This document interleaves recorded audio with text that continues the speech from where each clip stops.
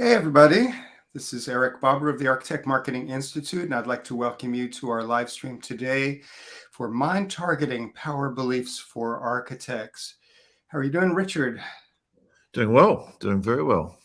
All right. So we're going to be sharing with you some important ideas and methods, in fact, that can allow you to review your beliefs, your belief system, the framework that you have in your own mind that sometimes can limit you, and certainly when used properly can help you to expand your possibilities and optimize where you're going in life and where you're going with your firm.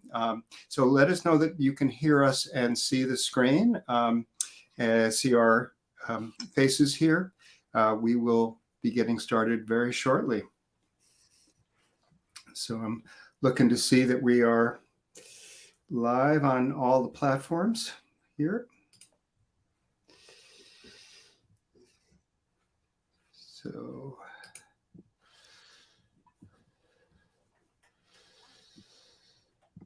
looks like we're live on YouTube here, and I see on LinkedIn.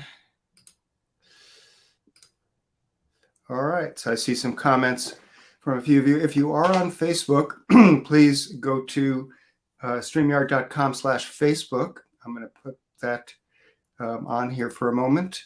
Turn off this one and turn on that. Please go to streamyard.com/Facebook. That'll give Facebook the go-ahead to share your comments over here in our StreamYard studio.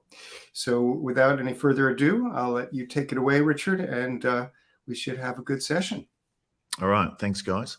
All right. So we're going to talk about beliefs. And, I think intuitively, most of us know beliefs are pretty important. So I'm going to take you through what beliefs are. I'm going to explain to you why they're important. And then I'm going to show you how they are constructed in our head, how beliefs are constructed in a really simple way that you'll understand in minutes. And I'll show you how to change beliefs, right? Beliefs, and you'll be able to change beliefs within yourself, and you'll be able to change beliefs in other people pretty quickly once you understand this little framework I'm going to give you. It's amazing that we spend a lot of time thinking, but we don't spend that much time thinking about how we're thinking or how we're going to change our thinking. Now, before we do that, I just want to start with a little quick something here. And I want you to, in your head, I want you to write down out of 10, if 10 is I'm extremely good and 0 is I'm extremely bad as an architect or a designer, whereabouts on that spectrum of 0 to 10 would you put yourself? So you don't have to write it into the chat window, but just take a note of yourself. Where do you think you are out of 10? 5, 6, 7, 8, 9, 10, or 1, 2, 3? So that's the first question. I'm going to say, let's say someone puts down, I'm an 8. Okay, fair enough. The next question is your income. Compared to the highest earners, which would be people up over here in the industry, and the lowest earners over here, which would be nothing, where is your income on that spectrum? Okay, 5 would be in the middle. So whereabouts is your income compared to the very top earners? And I'm going to say, let's say someone is 4. Okay. And the next one is 0 to 10 again. Projects. How good are your projects? So let's just say that one's good. This one's income. And this one is projects, right? How much in love with the projects that you're working on are you out of 10? How much fulfillment do they give you? So if they're dream projects, all of them put in 10. If they're terrible projects, you're closer to the 0 end. Where are you for that? Okay. All right. So quickly do that. And let's say you say I'm a 4. I'd really like better projects. Okay. So just to explain, we've got money here. We've got, projects I love on this spectrum. This is a small amount of money, and this is not really enjoying my projects. So if you were this person here, I'm 8 out of 10 for how good I am, but I'm 4 out of 10 for my income and 4 out of 10 for my enjoyment of the projects. I'm down here, aren't I? I'm about here. So this is the old quarter, right? This is where architects live. There's 4 different quadrants you can live on this island. There's the old quarter. If you were like, oh, I really like my projects, but my income's pretty lousy. So yeah, I like my projects, but my income, you would be in the artist quarter. Yeah, I'm a starving artist, not earning much money, but I love it. Over here is the new quarter. You're earning money, but you're not enjoying them. And up here would be Sunshine Island. Okay, so this is really the place, obviously, where most people want to be. So beliefs, in terms of what do you need to get to Sunshine Island, you need 3 things. You need the right mindset. You need a sort of a roadmap on how to get there, and you need movement, right? You need to be taking action. So I'll just make this colorful. You would need, let's go yellow. You would need to be in here to get to here. Okay. Now we're going to talk about mindset today, and we're going to talk about one aspect of mindset, which is beliefs. Okay. So let's have a look at what is a belief? What is a belief? Okay. Because they're kind of funny things. We have them and we know they're there and we know they affect us. They're almost like a filter on the world. The beliefs we have are like a filter. And, if you're walking around with rose-colored glasses, as the expression goes, then everything looks good. If you're walking around with dark glasses, then everything looks dark. And beliefs are kind of like that. We perceive the world through these filters. But beliefs are nothing but, so what is a belief then? Let's dig down. What is it? A belief is nothing but a feeling of certainty about something. That's all it is. It's not the truth, right? It's just a feeling of certainty. I believe I'm good at math. I believe I can earn more money. I believe I'm a great designer. It's just a feeling of certainty. And, a couple of examples on that. A lot of people nowadays talk about, I'm living my truth, right? And, using the word truth, I really hate it when I hear people talking about my truth personally, because really it's just what you're talking about is my opinion. Oops, ION. Right, it's just an opinion. And I have a friend who I like him, but he got one thing that really annoys me. He says, Richard, I'm just being honest with you. When he's talking about the thing he's talking about, he's not being honest, right? He's not being honest. Well, he's giving his opinion. Oops, not option. When you're presenting and you're talking, you lose the facility to actually write and spell. Your ability to spell goes terrible. So no, he's saying, I'm just being honest with you. No, you're not being honest. Well, what you're giving me is an honest opinion, which is very different. So beliefs are really just an opinion, or it's a feeling of certainty about something. So that's what it is. Beliefs are very malleable, right? They can move up and down and sideways. And when you think, oh, I believe this, and that you're fixed on it, then it's a little bit foolish, because our feelings of certainty can change. And I'm going to show you why. All right. So why are beliefs? Let's have a quick look at why beliefs are important. In fact, let me just move the page up a bit. Okay. So let's say scenario number 1 is you believe you can, right? You can do something. Okay, that's good. So what's likely to happen? Well, let's have belief number 2 is you can maybe do something.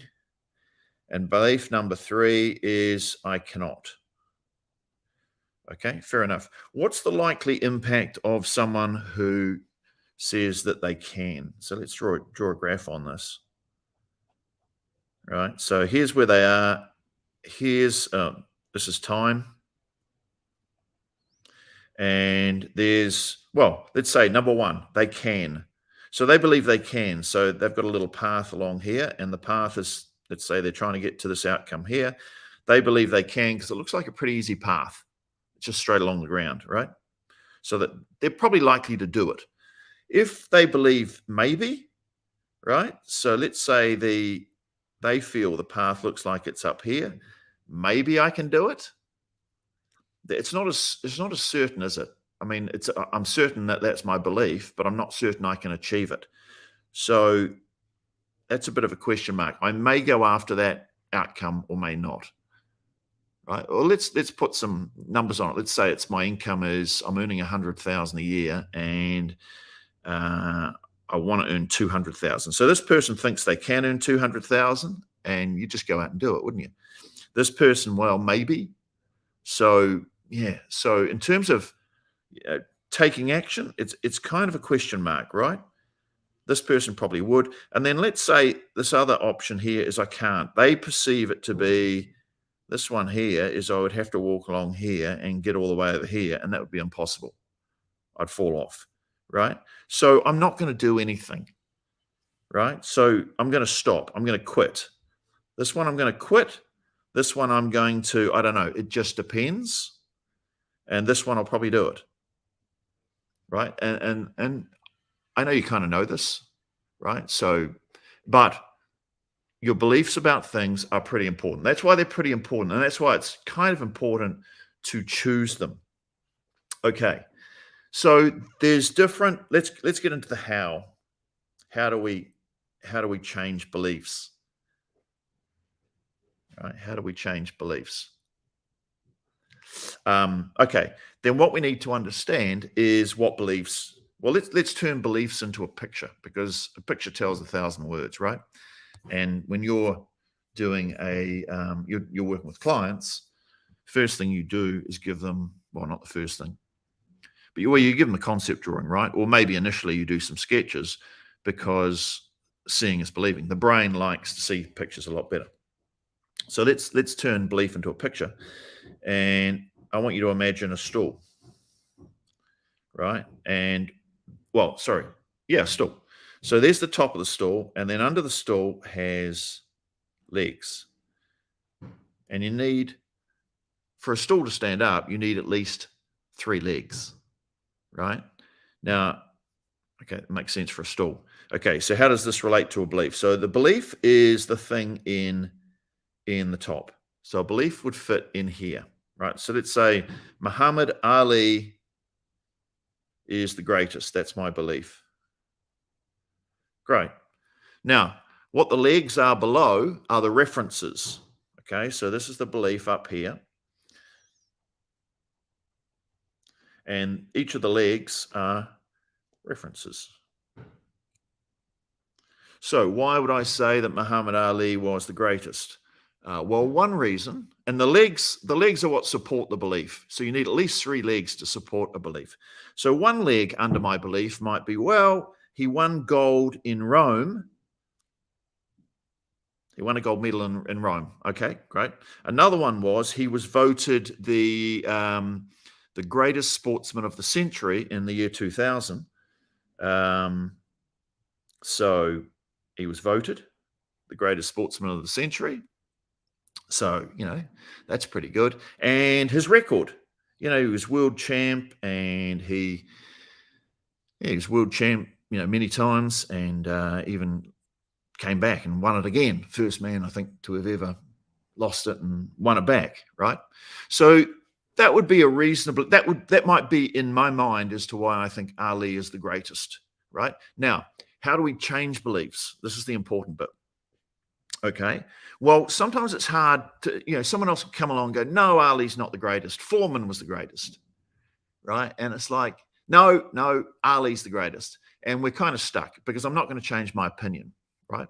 But if you had uncovered what my belief is, which is Ali is the greatest, which is pretty easy to do, but then you've uncovered my references. And this is what they would do in a court of law, right? They would, they have to define, if you're going to make statements, you have to back it up. So then they would, and the references are these things here. Well, he was voted by Sports Illustrated. His record was fantastic, and he won a gold medal at Rome in 1960 or something. Right. Now, the secret to changing beliefs is to breaking the legs. So step one is identify the belief, right? Step two, get the person to reveal the legs, or get yourself to reveal the legs, right? The legs are the references, because you can only really, you can break the legs you can break the legs basically. And if you break enough legs, the table collapses, right? And step three, break legs. Okay, so step number one, identify the belief. And sometimes that's not always obvious. You have to dig and ask, well, why are you saying this to me? What's the belief you have behind it? Oh, I believe this. Okay, right. Why do you believe that? Well, I believe it because he was voted, there's his record, and he won the gold medal. Okay, great. Anything else? No, that's it. Okay, fantastic. And then you break the legs, right? Now, example of breaking the legs on this would be, well, he was voted sports person of the century, but that was by journalists. And it was more for the impact he had than actually as a boxer. Right, he was a very good boxer, but it was more the impact he had on popular culture at the time, right? So you might say, okay, well, yeah, I see what you're saying there, and that's a valid point. I'm not breaking the legs at the moment. Just hold on there. Okay, what about let's have a look at his record. His record was, where is it? I've got it here somewhere. Beliefs. I mean, it doesn't matter if I get it slightly wrong, but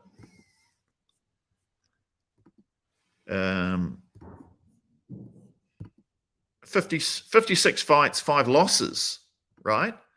So I go, all right, well, 56 and 5. There were people who had better records than that, right? Floyd Mayweather has never lost a fight. He's whatever he is, 60 and 0, right? So you go, oh, I see. So that kind of his record is not really what you can use as a valid leg. He doesn't have the best record. There's a lot of guys who never lost a fight.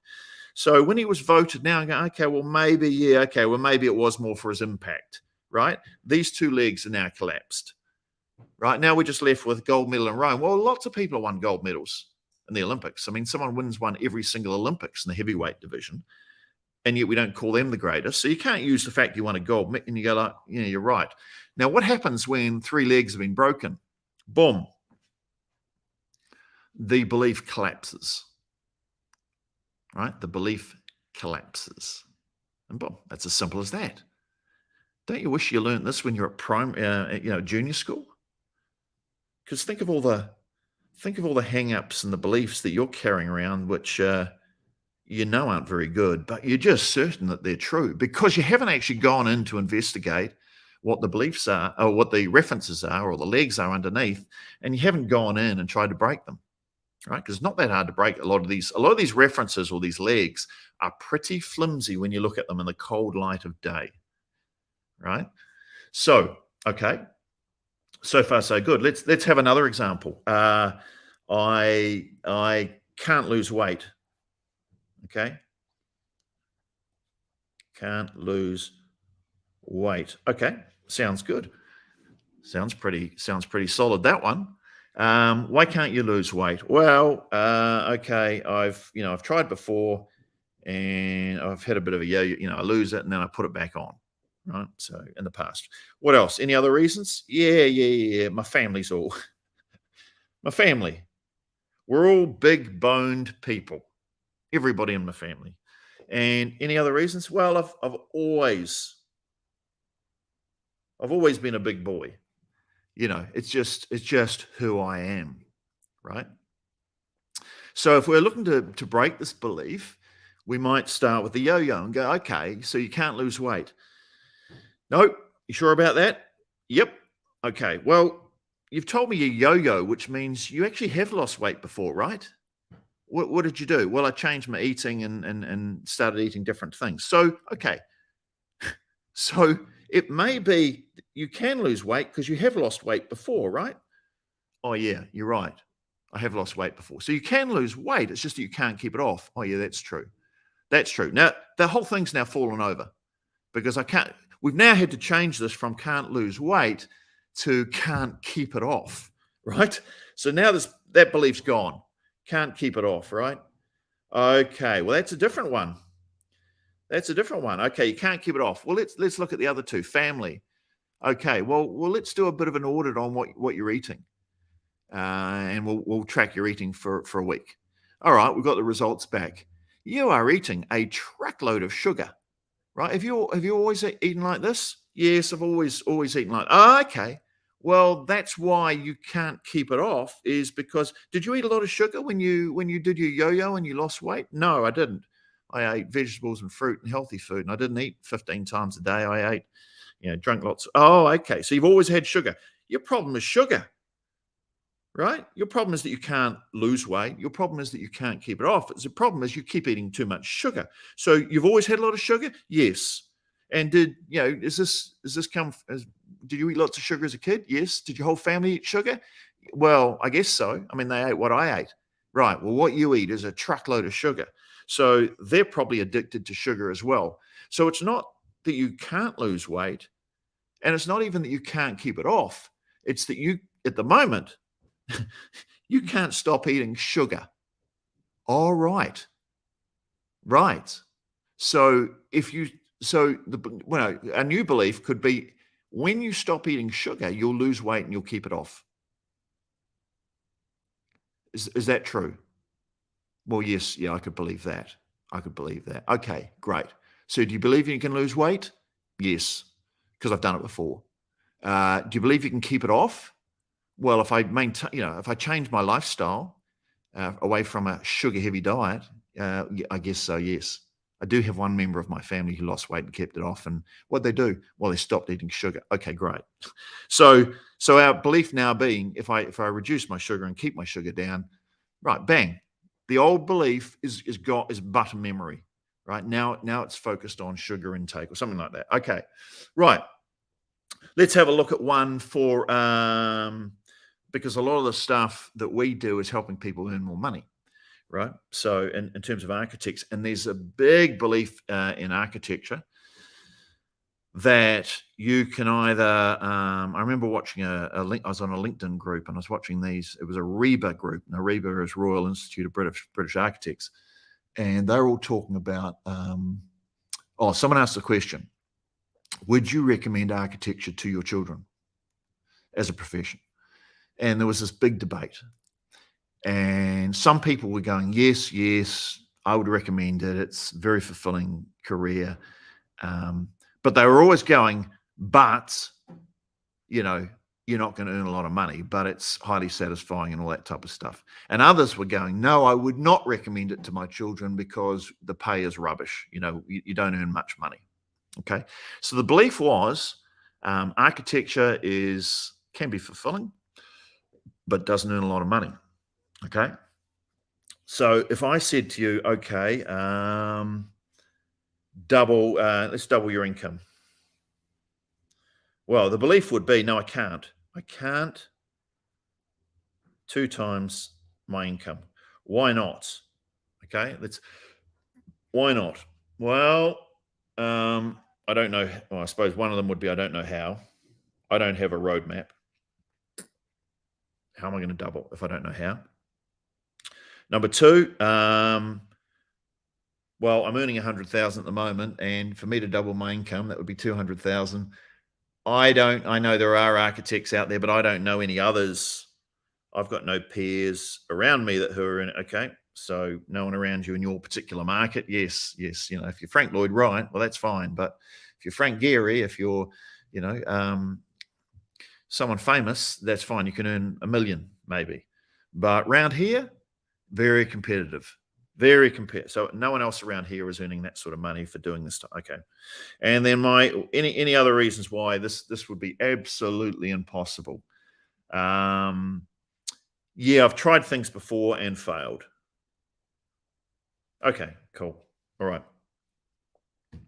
Well, sounds like a complete waste of time trying to do anything, doesn't it? Yes, it does. I'm just going to muddle along, earning my income, not earning that much money. I enjoy some projects, but not others, and be desperate and reduce my fees to win projects and get screwed down on fees. That is I'm just going to stay where I am. Oh, I can see why you're going to stay where you are. That sounds like a fantastic place to be. Okay, so we could break some of these legs, right? So what if you did know how? What if you knew someone? What if you were given a proven roadmap, right? That would take that away, right? Well, yes, I guess that would be. What if you had a peer group of other people who had doubled their fees and they were around you, right? Would that yes? Well, if I was surrounded by other people, yes, that would be fine. And you failed a lot of times. What if were you doing it with others, or no, I was doing it on myself? I read a couple of books, I bought a couple of courses online and failed. Okay, what if you got some support?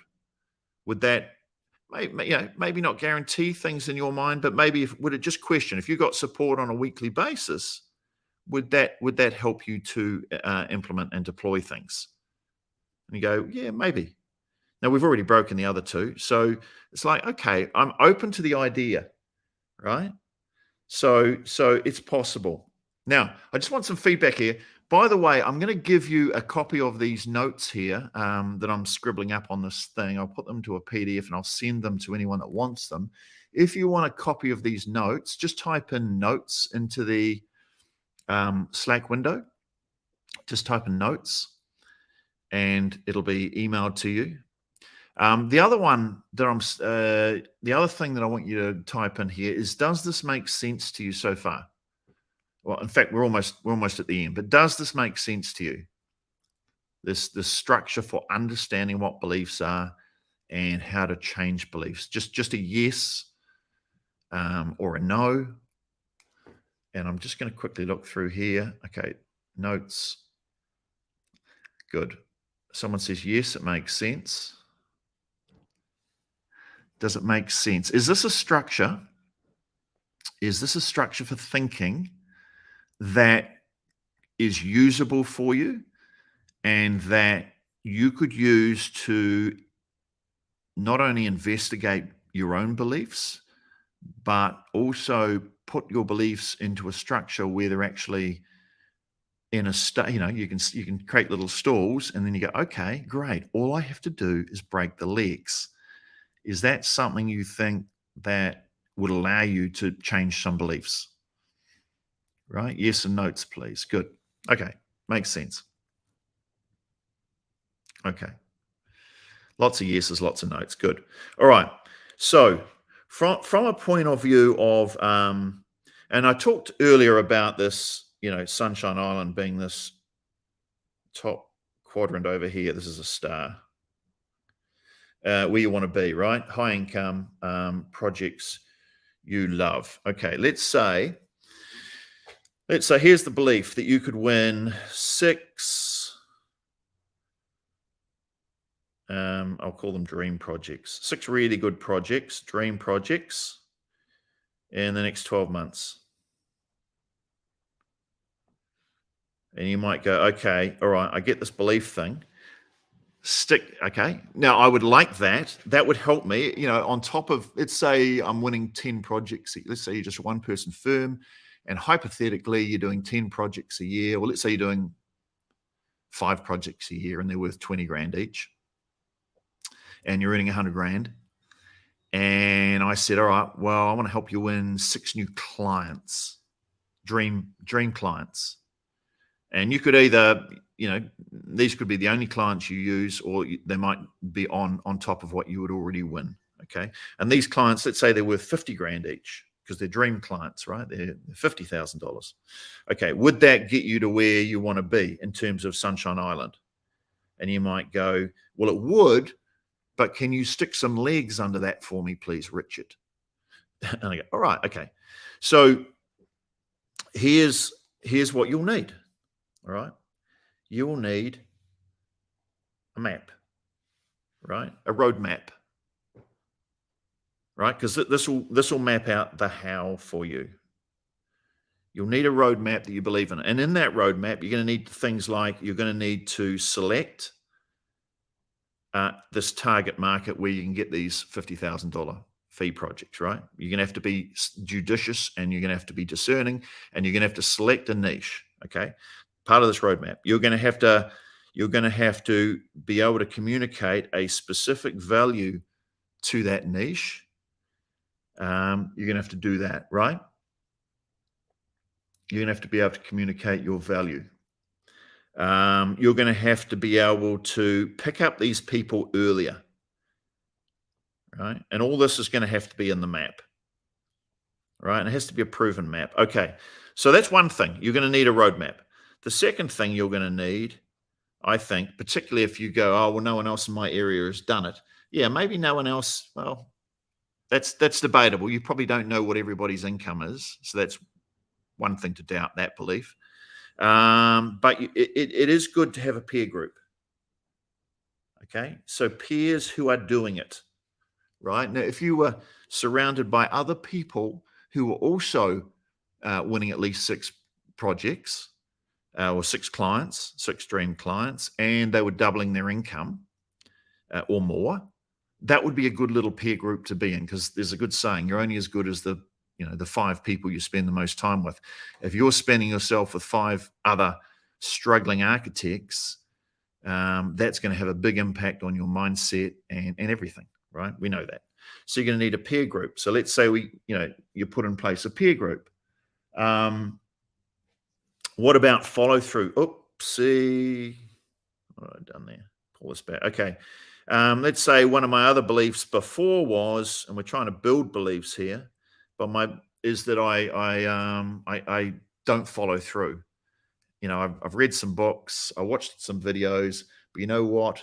And I get the ideas. The ideas looked okay, but I just didn't follow through.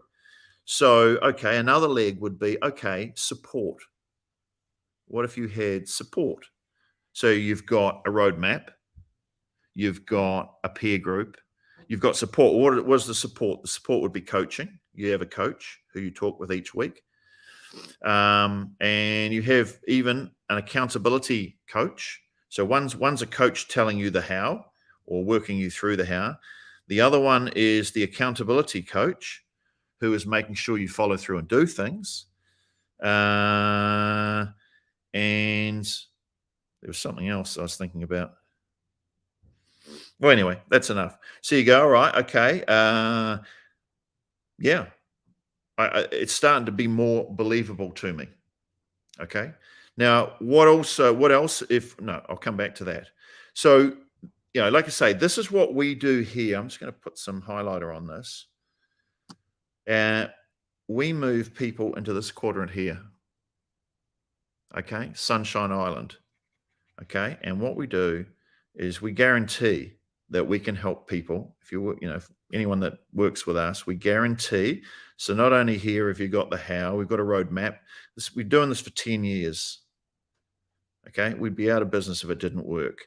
And so because we have been doing it for 10 years and we've had 900 architects through the system, we've had a lot of chance to fine tune it and make it very systematic and best practice.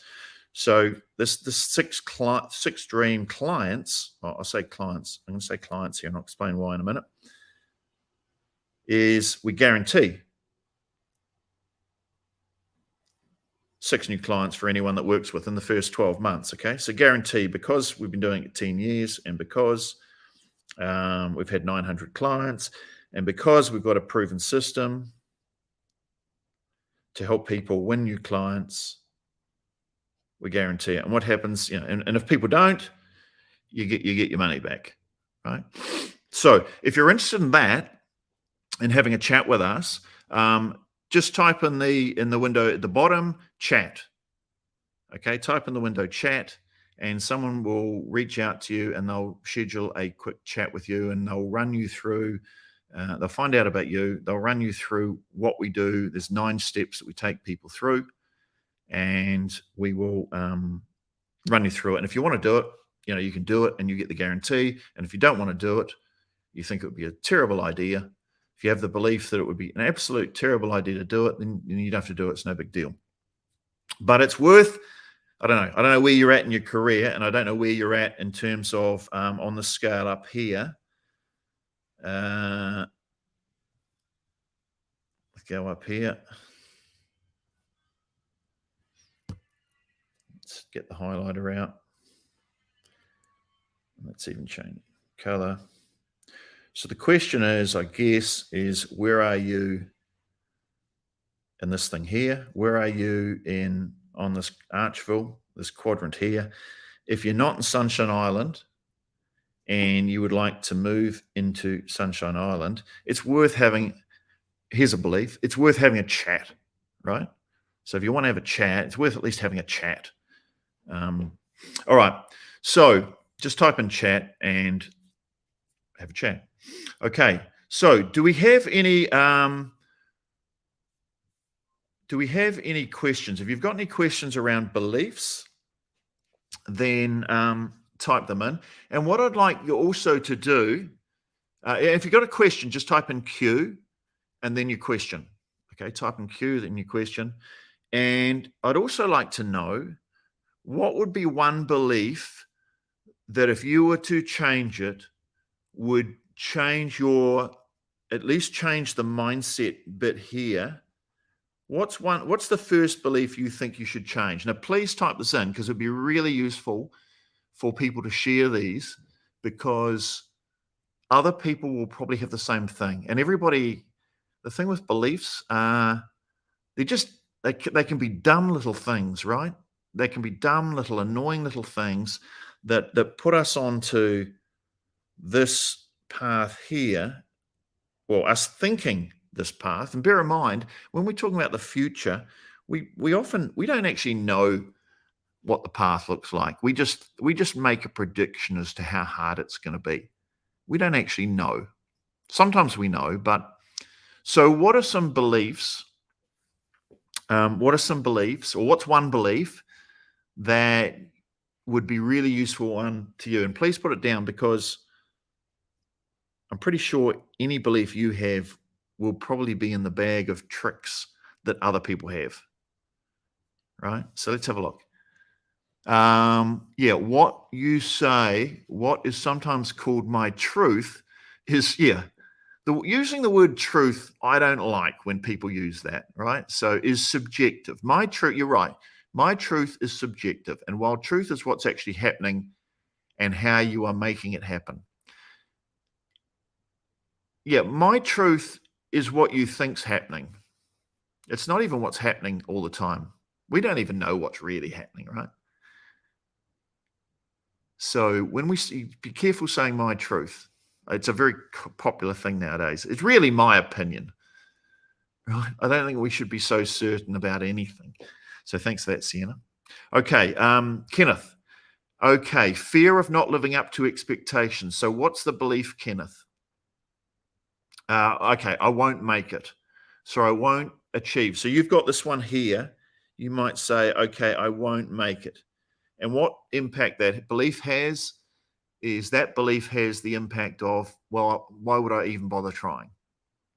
Okay, so you've done step one, you've identified the belief. That's cool. And step two would be saying, okay, why do I think I won't make it? And then, you're going to list out the legs, and then you're going to challenge each of those legs one by one. Because I guarantee they probably wouldn't be that hard to break. Okay, I won't make it. Why are you so certain you won't make it? What if you had a coach? What if you had weekly calls? What if you had a proven roadmap? What if some of it was done for you? Right? What if some of the hard bits were done for you? What if, in the extreme case, what if I said, I'll go get the clients for you. I'll just give them to you. That's it. And you go, oh, okay, well, then yes, I could see how that would work. Okay. Well, then don't be so certain you won't make it. You just need a new approach. Right? Okay. Having not fulfilled my dreams, says Paul. And I think in architecture, that's a common one, right? You go to architecture school with these dreams of doing these incredible projects and living a great life. And then the reality of, here's the reality, and I'll give you the truth. This is my truth, but I think it's closer to the truth than what most architects believe. And that is, you can actually win great projects and earn great money, but you do need the right roadmap, and you do need some help, and you do need some support. And most people believe they can't because they're surrounded by other people who, the whole profession doesn't teach you to do marketing, right? They teach you to become a good architect, and they lock you up in school for 7 years and make you study. And the amount of time that's spent on winning projects is maybe a couple of weeks, right? It's ridiculous. They teach you to be employees. Okay. Okay. Having not fulfilled my dreams, or maybe I can't fulfill, it's probably the same as Kenneth, that I won't be able to fulfill my dreams. I'm going to say, Paul, you can. You just need to find a different approach to what you're currently doing at the moment. Clara says, not enough money or time to do this. Okay, not enough money. Well, let's look at that belief first. In fact, let's go and map it out. And Clara, put in. Oh no, I'll just break it. I think it'd be okay. So you've got not enough money, not enough time. Okay, let's work on the time one first. Okay, Clara says not enough time. I'm going to assume not enough time to achieve this goal, right? Now, most goals, I mean, unless it's, you need to be a millionaire by tomorrow. If it's that goal, you probably don't have enough time. Although, people have made $1 million in a day, I suppose. So, but not enough time. That's an interesting one. Okay. Well, let me. Not enough time. Here's a belief. I don't have enough time because there's only 24 hours in a day. Okay.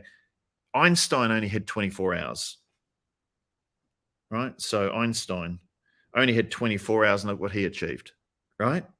Let's attack this one. Branson, Richard Branson only had 24 hours in a day.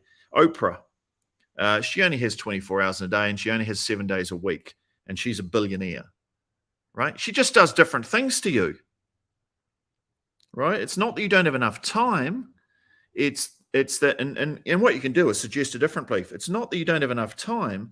It's that you are doing the wrong things or wrong approach. You've currently got the wrong approach. So maybe it's realistic to believe that you can't achieve what you want to achieve with the approach that you've got, right? But are there other architects? Okay, well, they're not architects. Okay, are there other architects earning a lot of money? Well, yes. This is Clara. I think, Clara, you might be you're in a 6 Maps group. I'm not sure. Your name, I know your name, so you may well be. But there are other people in the 6 group who are earning a lot of money, right? Every week we have a call, and there are people there who have doubled their income, right? So they've got the same amount of time as you. So you can see we're attacking the legs, and it's not hard to break some of these legs. Arturo says, okay, losing everything. I believe I'm going to lose everything. Okay. That would be a horrible belief to walk around with, wouldn't it? Imagine having that belief lurking in the back of your head and seeping toxic feelings into your heart. That would be horrible. That would be one worth getting rid of, that I'm going to lose everything. Okay. Now, do you know you're going to lose everything? I mean, I don't know your situation.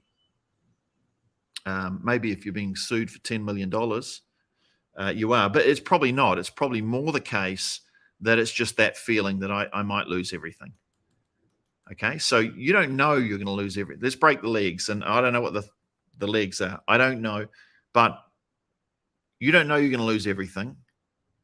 But it could be a good feeling. Okay, this feeling could be a good feeling if you said, because we can lose money, right?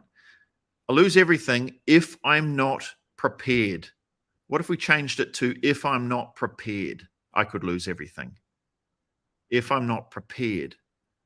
Now that presupposes that if we are prepared, and if I don't put contingencies in place, I could lose everything.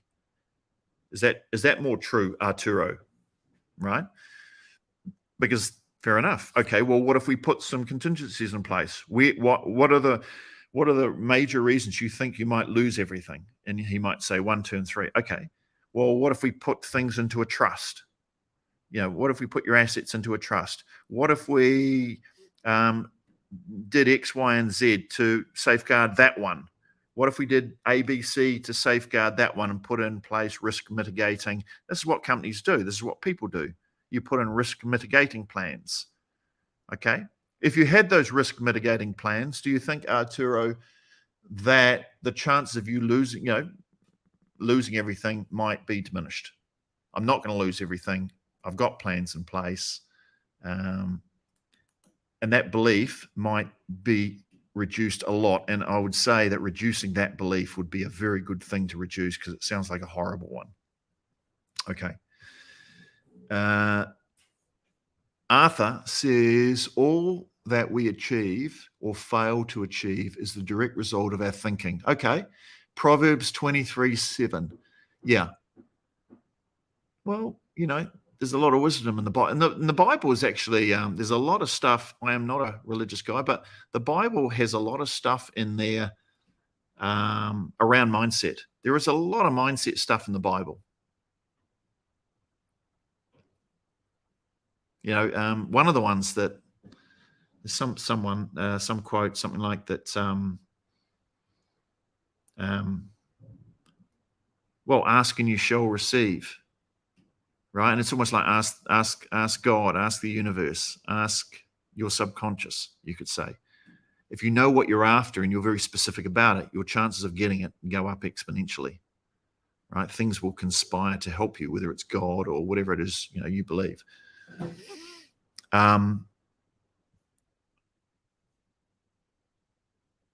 What incredible advice, says Sienna, for architects who are already skilled at creating a more beautiful world through design. Yeah, that's right. They deserve to create an ideal lifestyle for themselves as they do for their clients. And that's one of the big ironies, is you guys design better lives for people, and yet you don't spend enough time designing your own life. And so one of the things we do in the 6 program is, this is the person here. And a lot of architects will go out here and they'll say, oh, here's what I want. I want to earn more. I want to have a better business and I want to earn more money. And one of the first, and it's, say it's money or it's projects. I want better projects. And what I've discovered, as Sienna is pointing out here, is that actually the first step when we do goal setting, which is step number 1, okay, it's step number 1 in 6 maps. And the first thing we do is saying, what sort of life do you want? Because before you can design your business, you actually need, what I've discovered is you need to design your life. And this happened because we have the 6 maps group, and then above that we have a mastermind group. And I sort of have lots of one-on-ones with the mastermind group, and they were coming to me going, right, I want to set my 90-day plans, but I don't really know what I should be setting here. And I actually don't even feel comfortable setting everything because I haven't worked out what I want out of my life yet. And so we ended up, the big thing was we ended up going back and saying, all right, well, this needs to be designed first because this is actually more important. And once we've designed that, then we need to design your business, and what sort of projects you're going to be winning. And because unless we reverse engineer it back from what sort of life I want, if I start here, it's like, this is not the end point. The business is just a vehicle to get me the life I want. And if we start here with designing that, then what we end up doing is fitting our life in. We end up fitting our life into our business. We take holidays when it suits the business. We spend money based on the income that the business earns. There's certain things I can do and can't do depending on what I've got going on at work at the moment, right? The work is just a vehicle to get me the life I want. So we need to get clear on the life. It's a good point, Sienna. By the way, if if you're open to getting help and you believe that getting help from someone who can help you to run a better business, which is going to lead to a better life, or designing a better life first and then designing a business which is going to suit that, type in, what do we say? Chat. Type in chat. Someone will have a chat to you. You don't have to do anything. Just you'll chat to Sue. She'll find out where you're at and what you're doing, and she'll run you through what we do and how we do it. And if it sounds something good for you, you can go and do it. And if it's not good, no problem. And as I said earlier, we do guarantee our work, right? So one of the things we guarantee is you will get 6 clients in the next 12 months using what we teach, okay? And it's, by the way, it's clients. What we teach people to do is sell pre-designed contracts.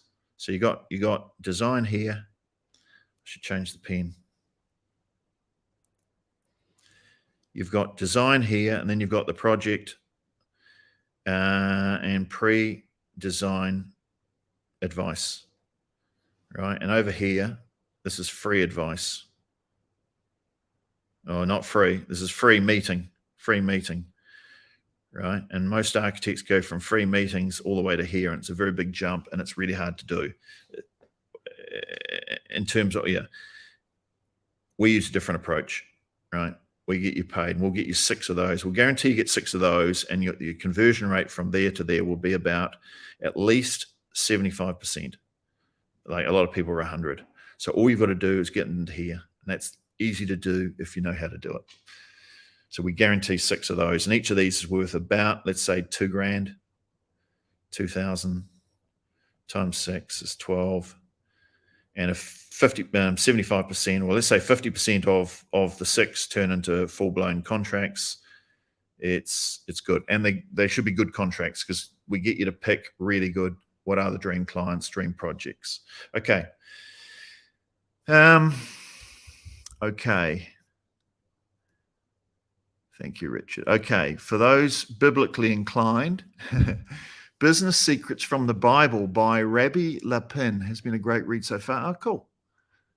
Yeah, there's a lot of stuff, and like a lot of stuff in the Bible is very much there's a lot of personal development stuff in there. So this stuff is not new. Okay, Peter is ready for a chat. So good. Look forward to having a chat with you, Peter. Any other questions, guys, or comments? Has this been helpful to you in terms of beliefs, and has it made you doubt? Hopefully it's made you doubt to some degree some of your beliefs. Now, obviously there's some good beliefs, so not all beliefs are bad. There's some really good beliefs, and then there's some really bad beliefs. So it's about being Sienna's right. It's about being intentional. And what I find is, if we've got some beliefs are like incredibly hard. This is me standing here, and the goal's here. And the belief is, it's like, I believe it's almost impossible, right? And other beliefs are like, it's like going downhill, right? So, this is a number 1 belief, and this is a number 2 belief, and it's like going downhill. So it would make sense to have some beliefs which are going to make life easier. Life's hard enough as it is, right? It's going to be about making picking beliefs which are real, that make life easier for you. Rather than thinking I can't double my income or I can't win dream projects, it's going to make you stop. Hopefully you've learned the fallacy of that. The truth, and this is the truth, there are people out there winning dream projects, the type that you would like to win. They're out there doing it already. Like I see them every day. We've got, you jump on a call, we do weekly calls, and there'll be 30 people on the weekly call, and you'll hear every single week there'll be people winning projects they didn't think that they could have won before. Every single week. And there'll be a number of them, right? There's nothing to shake your belief than being surrounded by people who are actually doing it using the same approach that you're using. It's a good way to shake your beliefs, right? A successful future is attainable. It is attainable, and it's attainable in architecture, right? Remember that LinkedIn group I had where they're going, oh, well, no, it's either a fulfilling career or it's money. You go and do something else. You don't do architecture. No, that's not true. You can make good money in architecture, but you have to pick the right type of projects. You have to specialize, and you have to become valuable for the people doing those type of projects. And I can show you how to do it. You have to do that. You have to be valuable. You have to get yourself out in the right places and connect with the right influencers and referrers, and know exactly who you're after, and pick an appropriate path to get your message in front of those people. People doing it every day. So yes, you can do what you love, which is architecture, which for most of you is a calling. You can do that and earn money, but you're not going to do it by taking on any project that comes up. Okay.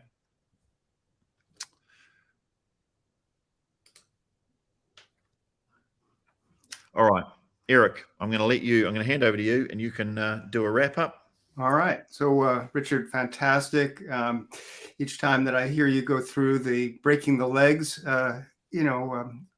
approach, I'm reminded, of just how effective it can be. And we've seen so many of our clients go through the doubt, of being like, can I do this? And this program is, there's so much here. And then gradually hearing other people's successes, the peer group, and the direct coaching, we see the change in mindset, belief, and ultimately the results, and particularly from the people who just take action.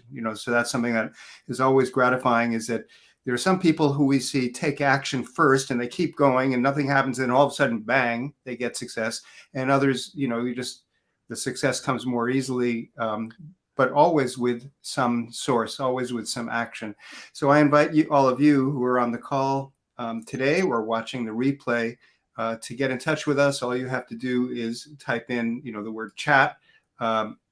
Here, I'll just put that in here again. If they're watching a replay, because we will record this, how do they get hold of us? So you can go, I'll put a banner up here to archmarketing.org/gameplan call. And I'll put that up in a minute. And that will allow you to book a call with Sue Asinas, who's our Director of Client Services. That'll be one way to do it. Or you can just send an email to support@archmarketing.org. But we will follow up with all of you who are typed in a comment here.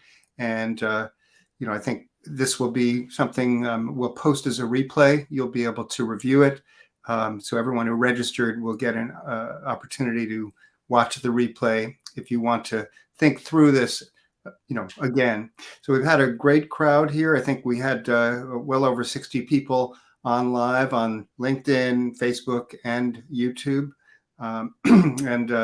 These live streams are, really seem to be a great way for us to share our insights with all of you. So appreciate that you could join us today. So any closing comments, Richard? Not really. Just challenge your, be aware of the beliefs that you are walking around with in your head, because they're filters on how you see the world, and some filters are useful, some are not useful. So just be a bit more conscious about some of the beliefs you have. Particularly, I notice a lot of beliefs in the architecture profession that aren't very helpful. People, it's almost like the profession has accepted that a whole lot of things which aren't true. I know they're not true, because I've been, Eric and I have been working with architects for 10 years trying to work out how to win them better projects. We know how to do it now. So I know you can have your cake and eat it too.